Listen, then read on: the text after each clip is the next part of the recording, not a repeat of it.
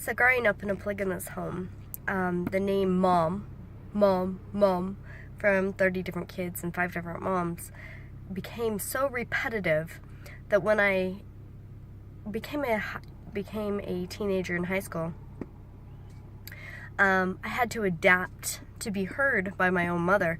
And so I started calling her Jenny. And she never took offense by this, but other people did. And they're like, Natalie, one day this is going to catch up to you. And I was like, I didn't really understand what they were talking about. So I now have my own children, and my kids also scream mom, mom, mom, mom.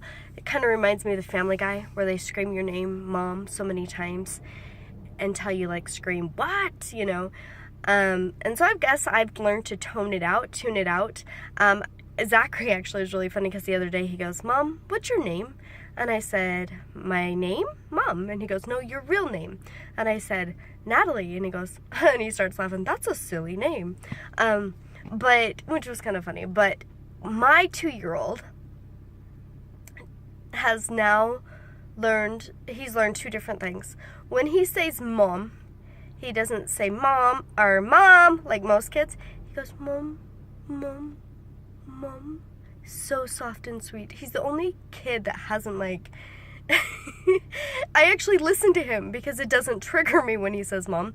But what I think is hilarious is he's also learned to identify me and other people differently. So he's heard. So when I drop him off at the babysitter, he says, bye you. Instead of bye mom, he says bye you, because there's so many other moms, there's so many other kids being picked up and dropped off that he's learned to adapt and say bye you. So it's cute, and so we pay attention. And so I want to talk a little bit about children and resilience and giving them more credit and stop assuming doom and gloom, I guess. And this actually comes from a dream I had last night. So in the dream, it started off with a young man that I know and his wife asking me to take them on a tour of this haunted, or not, I didn't know it was haunted, but it was this old hospital, this creepy old hospital. And I'm like, no. I'm like, it's gonna be haunted, it's gonna be scary, you don't really want to go in there. And they're like, no, we do, but we only trust you. Will you please take us on a tour of this? And I'm like, okay. So I take him in, and at the beginning it was dark and scary and it's, everything I thought it would be, abandoned, hospital would be.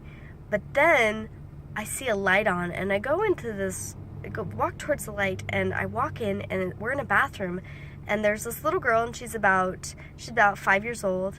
And she has her 2 little brothers with her, and she's making them food, she's making them pancakes, they're having a bath, they're laughing, and I'm thinking, oh my gosh, they're ghosts, and I'm kind of freaking out because I don't want my kids to be near them. And she started talking to me about how they died from smallpox, and here's interesting. The reason why this is interesting, when you dream of smallpox, it's actually symbolic, if you actually look it up, is symbolic of riches and acquiring wealth, interesting enough. And here, this little girl was a ghost, and yet she was living happily. She wasn't afraid. She was adapting. She was adapting to being a ghost. She was taking care of others. She was making food. And I just remember feeling like I had to run away the whole time. Well, we get out of the hospital, and I'm walking down the road with another adult, and we look over, and again there's these little ghost children swimming in this pond, but the pond is beautiful, and it's it's so inviting, and they're having so much fun, and they're enjoying it. And I turned to the woman, another adult by me, I'm like, yeah, it's kind of, they're trying to tempt us, but you know what's going to happen if we get in that water? And she goes, I know, right? It's going to go dark and scary, and fish are going to start biting us, and seaweed's going to tangle us, and we're going to drown. And I'm like, right? And then we start walking a little bit further, and I end up on this beautiful patio with Oprah Winfrey, and she's one of my mentors, and so I often dream of her. And she's somebody who I always kind of wanted to aspire to be a little bit when I was younger. Anyways, and we're sitting there having a conversation, and this area she's created from her home. So her home's on the side across the street. She has this little sitting lounge, and she's bought beautiful furniture, and it's very inviting, and it's very fun to sit and chat with her. But all of a sudden I notice her photo stand catches on fire. And so I'm like, and she has this, off to the side from this, she has all these old photographs, like back when they used to take actual pictures and like have to get them developed. And she has this whole photography developing stand by her thing, and it catches fire and starts burning away. And I'm like, oh my gosh. And this guy comes up and he goes, yeah, it's not really a good place for it. I mean, you're trying to pay attention to people and be present with them here, but then all of a sudden you have all these photographs over here and it distracts people. And I'm like, good point. And so he says, so we're going to actually cut this all off and we're going to move it to another section. Because it's no longer it's not really serving the purpose here. And in the dream, I was like, okay, that makes sense. And as he was cutting it apart, I remember the walls were cracking, and I was kind of freaking out, because I'm like, oh my gosh, you're breaking apart her house, or this beautiful area. And this other interior decorator comes to me. She goes, no, this is perfectly normal. These stairs are going to be okay. They're going to crack down. We're going to clear it all out. It's going to be fine. It's all going to be good. Okay, so I wake up from this dream kind of like, what the freak does that mean? So I want to think about this for a second. Not wanting to go into the haunted hospital, okay, or the dark, abandoned hospital.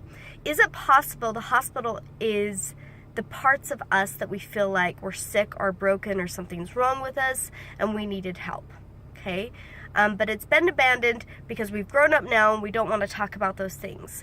But when we go in there, we expected to see all these dark things, but the reality is that child, those children in there, or now that I am awake, I realize that little girl was me, and I took care of my little brothers. So my mom and dad split up when I was about 5, and my mom worked all day. She was a single mom, and so I actually took care of my little brothers. I would make them food, I would clean up, I would do a lot of those kind of things. But here's the thing, I didn't see anything with that was being wrong or bad, or I didn't feel abused, if that makes sense. But being an adult, just like in the water, seeing those kids play, when we sometimes go into our past memories, because we are wired, our brains are actually wired to see the negativity versus the positivity, because this is for survival. And so the first memories we will have are of negativity to protect ourselves and keep ourselves safe. But most kids are completely resilient, completely able to take care of themselves. They don't see, like, I talked to a lot of women back in the past. I did a lot of interviewing, like, of the Great Depression. And the ones that were younger were completely resilient to the pain of what was happening. They didn't mind, like, eating. I mean, they didn't really like to eat their food anyways, so they were off playing all the time. Sometimes they were hungry, but their moms gave them nibbles here and there. But they didn't really suffer like the adults did. The adults saw it as dark and dreary. The kids saw it as freeing and liberating because they got to play.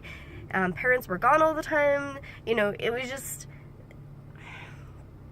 It was more traumatizing to the adults than it was to the children, if that makes sense. There's a teaching that talks about rewriting your story, and rewriting your story to be positive versus negative, because we all have stories. I could sit here and complain that, my mom was gone all the time, and my dad, he left me. And is there parts there in my childhood that are traumatizing? Absolutely. And one of those is that my dad did go off and have another family. Him and my mom separated, and I would wait for hours on end for him to come back. And I've created a mirror in my reality right now who triggers this and makes me feel rejected and unwanted because my father I felt that way in a way from my dad. So do we get traumatized in certain areas? Absolutely. But I still don't remember being angry at my father. I still don't remember being hurt. I just missed him. I just wanted him to be part of my reality. And I think as adults, we allow our childhood, our memories, like these photographs that don't really serve us because they're developing, and we create these stories and we bring them into reality, and they basically keep us from healing fully, or keep us from being able to be present with other people, because we create these stories or these negatives, and we develop them in a reality based on what our memories of what happened as an adult versus what was happening as a child, because our children are way more willing to see the positive and the love and the resilience. And this trauma, a lot of these traumas that we create are created currently believing that we were not taken care of, or believing that what our parents did was wrong, etc., etc. Because a lot of times being a parent is hard, and our parents do the best that they know how to in most cases.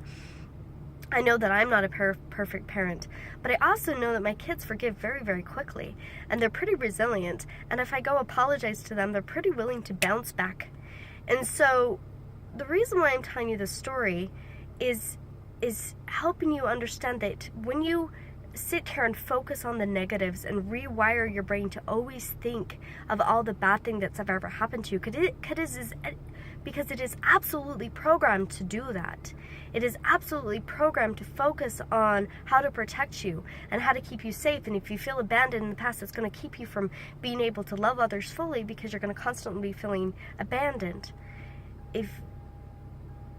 So by removing those old developing photographs, those old memories, and burning them and clearing them out of your way, because you really don't need them. They no longer serve you. What happened to you in the past doesn't define who you are today.